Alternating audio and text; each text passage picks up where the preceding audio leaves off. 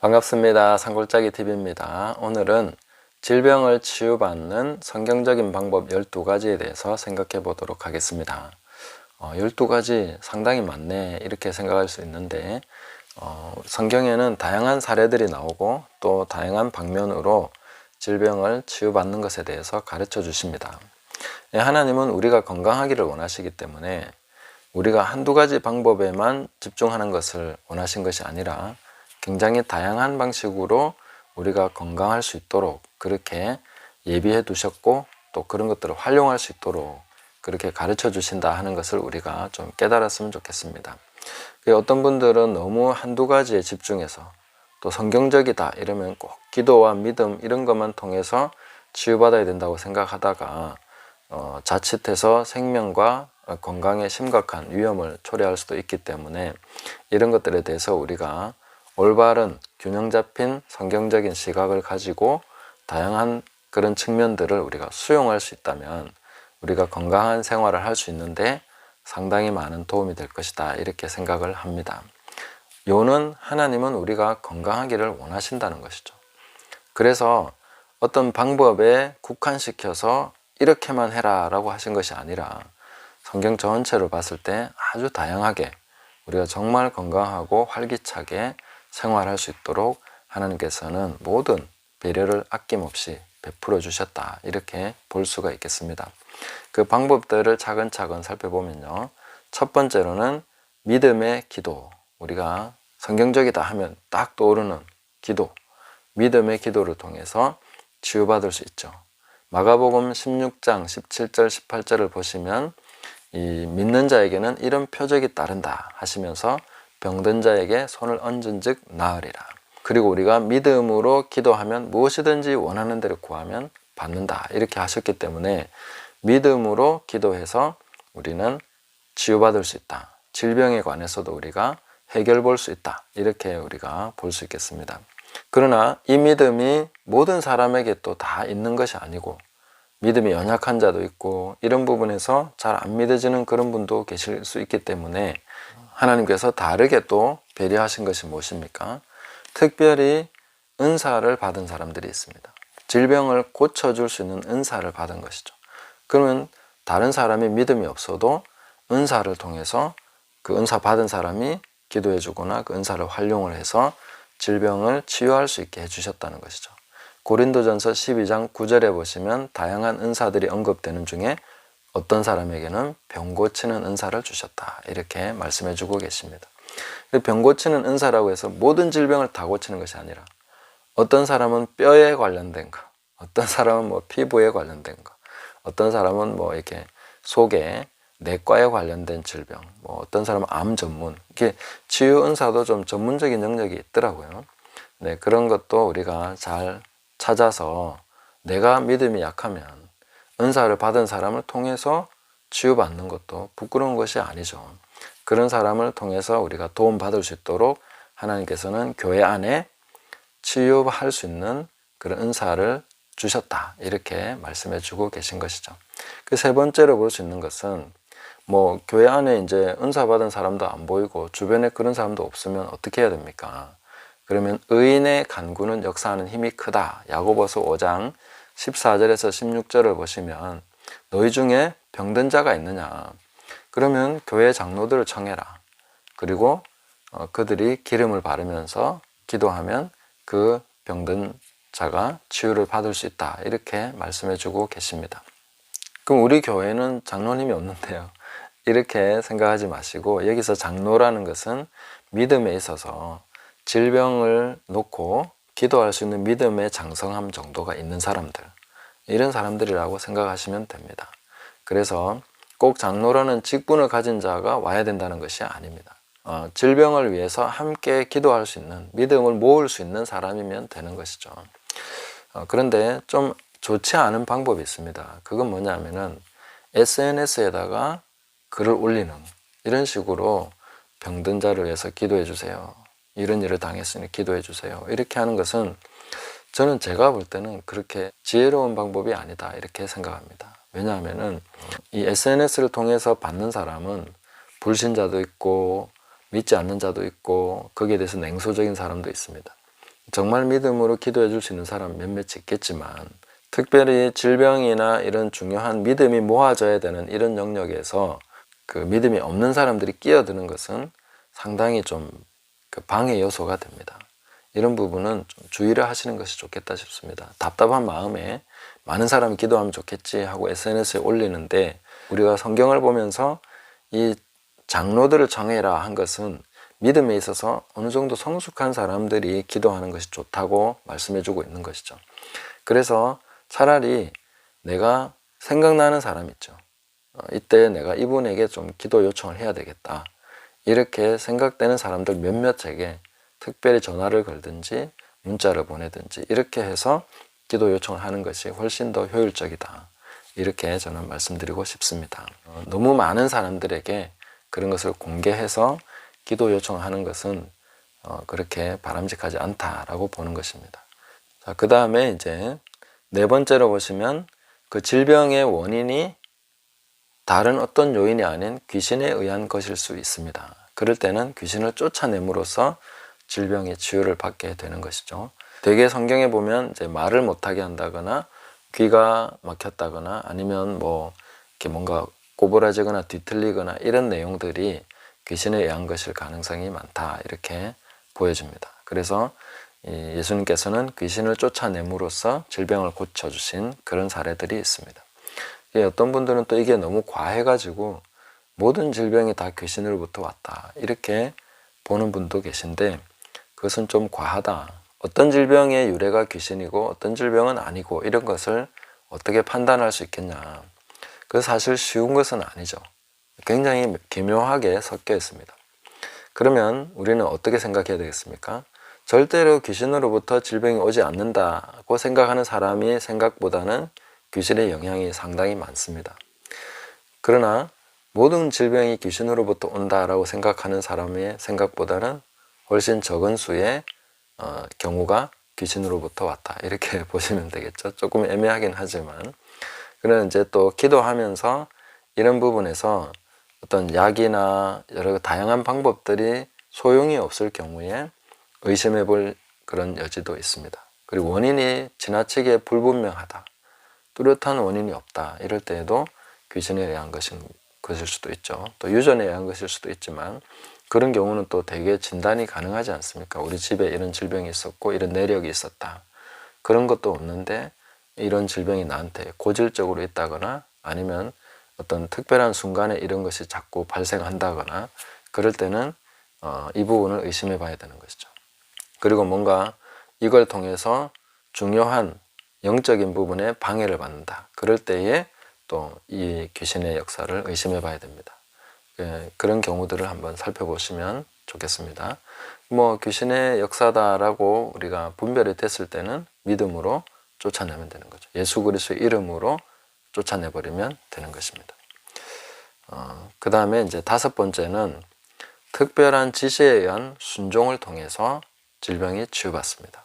문둥병을 치유받은 나아만 장군, 그 다음에 실로암 못에 가서 씻고 낫게 된 사람, 이런 사람 볼 수 있죠.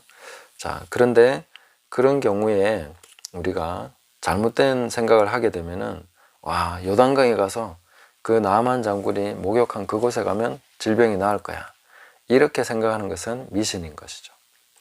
그리고 실로암 못이 지금 어디 있노? 우리 거기 가면 다 안과병 낫는 거 아니야? 이렇게 생각하는 것은 다 미신적인 생각이죠. 그러니까 그때의 그 당시에 아주 특별한 지시를 받았을 때는 그것이 효과가 있습니다. 하나님께서 책임지시는 효과가 있는 것이죠. 왜냐하면 그 말씀에 순종을 했기 때문에 거기에 대한 결과를 하나님이 책임을 지시는 것입니다. 근데 말씀에 순종이 아닌 그 남을 보고 따라가서 그냥 그렇게 해서 하는 경우라면은 잘못되는 것이죠. 그런데 누구 보고 흉내를 내도 되는 경우가 있습니다. 그건 뭐냐면은 이제 옷자락을 잡은 여인이 있죠. 마가복음 5장에 보면 12해를 혈루증으로 앓던 그 여인이 이제 예수님의 옷자락을 잡고 병이 나았습니다. 그 소문이 퍼지니까 마가복음 6장 56절에 가서 보시면 수많은 사람들이 예수님 옷자락을 잡는 거예요. 그런데 흉내 내는 거 안 돼 라고 허락을 안 하신 것이 아니라 그 옷자락을 잡는 자는 다 나음을 받았다. 이렇게 기록을 해주고 있습니다. 그런데 이제 중요한 것은 이제 어떤 특별한 물질이나 물체, 장소가 아니라 예수님을 붙잡은 것이죠. 그게 차이가 있습니다. 그러니까 뭐 이런 경우에 누구 흉내내고 막 이래 해도 다 된다라고 얘기하면 안 되는 것이죠. 왜냐하면 예수님의 옷자락이니까 가능한 거죠. 어떤 바위, 강물 뭐 이런 식으로 가면 안 되는 것이죠. 자, 그래서 균형을 잡으시면 좋겠습니다. 오늘날에도 특별한 어떤 성령의 지시, 말씀의 강한 감동, 그런 걸 통해서 이걸 내가 순종해야 되겠구나. 그러면 하나님이 고쳐주시겠다는 믿음이 든다면 그럴 때는 순종을 하시는 것이, 그걸 통해서 하나님 역사하시도록 그렇게 할 수 있는 것이죠. 그렇게 될 수 있다는 것입니다. 그 다음에 6번째는 천사를 통한 치유가 있습니다.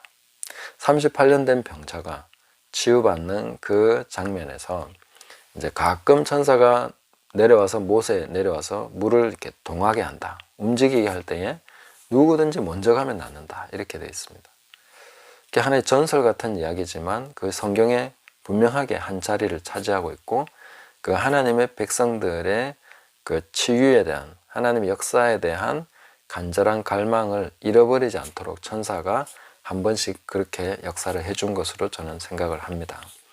그래서 이 하나님 역사에 대한 기대를 자꾸 할 수 있도록 먼저 오는 사람은 치유받을 수 있도록 뭐 그거는 거의 뭐 복불복 뭐라 해야 되죠 이거는 하여튼 제일 빠른 선착순으로 그냥 치유받는 그런 역사가 있었습니다.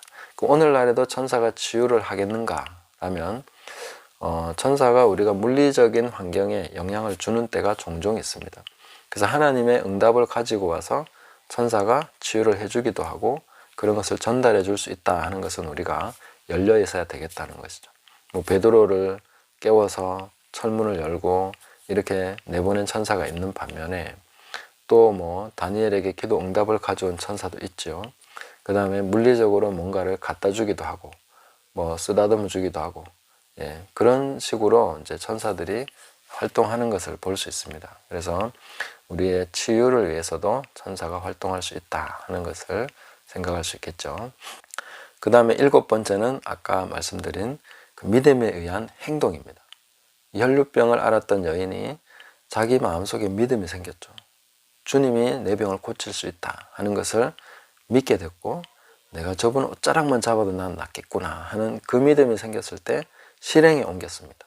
실행에 옮겼을 때에 자기 질병이 낫게 되는 것이죠.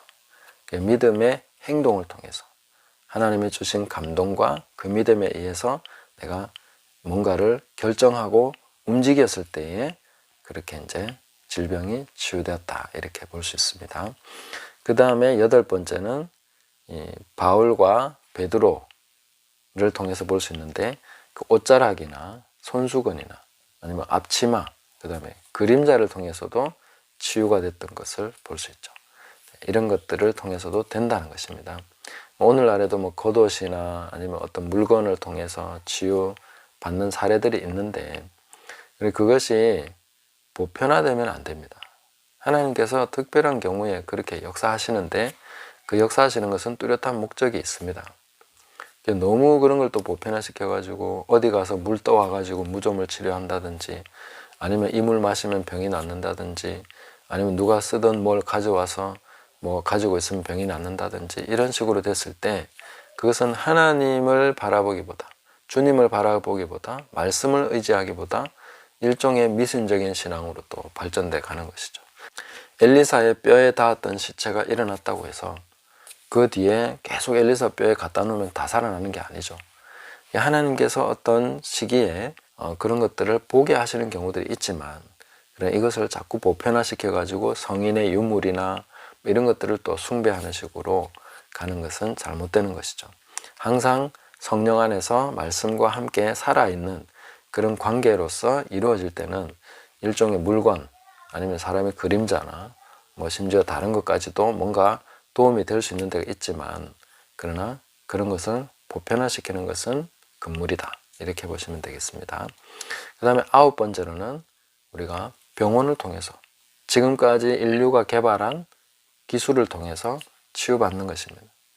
왜 그것이 성경적이냐면 이 모든 것이 다 하나님으로부터 온 지혜이기 때문에 하나님께서 그 사람들에게 지혜를 주시지 않으면 누가 그렇게 할 수 있겠습니까?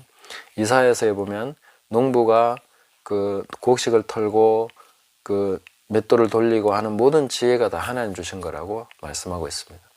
그러니까 이 병원, 의사들, 간호사들 이런 분들의 모든 지혜도 다 하나님께서 주신 지혜이기 때문에 그 지혜를 활용하는 것, 이것은 결코 믿음에 어긋나거나 성경적이 아니다라고 말할 수 없는 것이죠. 우리는 그래서 좋은 의사를 만나게 해달라고 기도하고 인도하심을 따라서 또 의사에게도 더 지혜롭게 진단할 수 있도록 눈을 밝혀주시고 또 그 손을 지켜주셔서 수술도 잘 되게 하시고 이런 것에 대해서도 충분히 우리는 믿음으로 하나님이 주시는 것으로 받을 수 있다 하는 것입니다. 그 다음에 10번째로 보면 다양한 약초들, 그런 걸 통해서도 하나님이 치유를 의도하셨다는 걸 알 수 있습니다. 모든 약초는 다 자연으로부터 오는 것이죠. 하나님 지으신 만물로부터 추출해서 오는 것입니다. 그렇기 때문에 한방이든 양방이든 우리가 그런 것을 사람의 지혜를 통해서 잘 개발되어 있는 것을 활용을 해서 건강한 삶을 살아갈 수 있게 되는 것이죠. 그래서 성경에도 보면 약이 되는 식물에 대한 이야기가 나오고 또 생명강가에 나무들이 사는데 그 나무 잎은 만국을 치유하는 귀한 약재료가 된다 이렇게 말씀해 주고 있습니다. 그러니까 성경이 약재료나 이런 것들을 무시하지 않는데 우리가 굳이 약은 믿음으로 하는 게 아니야 이렇게 말할 수 없죠. 약이 필요할 때는 약을 써야 되는 것이죠. 그것을 믿음으로 쓰면 됩니다. 그리고 하나님께 감사함으로 이 모든 것을 주신 하나님의 그 은혜에 감사하면서 잘 사용하면 되는 것이죠. 그리고 11번째는 음식으로 하는 요법입니다. 모든 음식은 다 약이 되고 또 우리 건강을 위한 그런 보조가 될 수 있습니다. 그래서 디모데에게 너는 이제부터 물만 마시지 말고 네 자주 나는 병을 인해서 포도주도 조금씩 쓰라 이렇게 권면하고 있는 것처럼 그런 것들을 활용해도 된다 이렇게 말씀해 주고 있는 것이죠. 그 다음에 12번째 뭐겠습니까? 물리치료, 운동요법, 재활치료, 카이로프락틱 이런 것도 다 우리가 활용을 해서 이런 사람이 지혜를 통해서 개발해 놓은 것, 하나님께서 주신 지혜니까 그 모든 것을 우리가 취합을 해서 우리 몸이 건강하고 활기차게 생활할 수 있다면 그런 것을 활용하는 데 있어서 우리가 꺼리지 않아도 된다. 너무 지나치게 어떤 부분에만 너무 함몰하는 것은 옳지 않다. 어떤 분들은 너무 자연요법 이런 거에 함몰하고 어떤 분들은 양방에 이것만이 진짜 공인된 것이다 라고 하기도 하고 어떤 분들은 또 한방 약초에 어떤 분들은 음식에 어떤 분들은 아니다 믿음으로만 해야 돼 이런 식으로 막 가는데 그 모든 것이 하나님께로부터 온 것이기 때문에 감사함으로 받으면 버릴 것이 없습니다. 그래서 믿음으로 기도하지 않는다고 약을 쓰는 사람을 비난하거나 믿음 없다고 비판할 이유가 없는 것이고 또 내가 약으로 치유받고 병원에서 치유를 받는다고 해서 믿음으로 치유하는 사람에 대해서 저 사람은 광신자라 혹은 너무 저런 식으로 지나치다라고 비난할 필요도 없는 것입니다. 각자가 각자의 믿음에 따라서 하나님이 주신 것을 가장 감사함으로 받아서 건강한 삶을 누리면 되는 것이죠. 하나님은 우리가 건강하게 생활할 수 있도록 모든 조치를 다 하시기를 원하시고 그런 것들을 다 준비해 주셨기 때문에 인간의 지혜로서 개발해 놓은 모든 것들을 우리는 활용하는 데 있어서 하나님께서 주신 것이다. 그렇게 볼 수 있다는 것이죠. 그것이 성경적인 것이다. 이렇게 우리는 생각할 수 있겠습니다. 그래서 우리가 성경적이다 라고 할 때에 지나치게 내가 생각하고 있는 몇 가지에만 딱 맞춰서 하는 것은 올바르지 않다. 그리고 성경적으로 우리가 적용하는 데 있어서도 문자적으로 한다거나 아니면 미심적인 적용을 한다거나 이런 부분에서 상당한 주의를 해야 된다 하는 것도 중간중간에 말씀을 드렸습니다. 그래서 우리가 좌로나 우로나 치우치지 않고 균형을 잘 잡고 하나님 말씀의 그 포괄적인 내용들을 우리가 잘 취합해서 건강하고 활기차게 생활하면서 너희 몸을 통해서 하나님께 영광을 돌리라 한 것처럼 우리가 건강한 몸을 끝까지 잘 유지함으로써 주님 앞에 서는 그날까지 활기차게 모세처럼 눈이 흐려지지 않고 이 갈렙처럼 80이 돼도 힘이 넘쳐나고 이렇게 살아야 되는 것이죠. 그렇게 가서 우리가 하나님 앞에 서는 그날까지 건강하게 모든 방법을 다 활용하셔서 건강하게 생활하시고 또 하나님께 영광 돌리는 그런 복된 삶을 살아가시기를 예수님의 이름으로 축복합니다. 감사합니다.